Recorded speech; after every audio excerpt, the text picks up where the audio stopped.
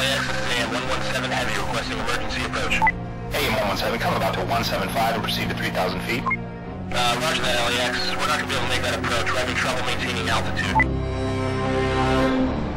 Shaping up to be a rough commute out there today. Watch for an accident on the 101 near Sherman Way. And we're just getting word that the 405 southbound has been shut down completely. Looks like some sort of police activity's got it cleared for a 2-mile stretch from the 118 all the way up to Victory.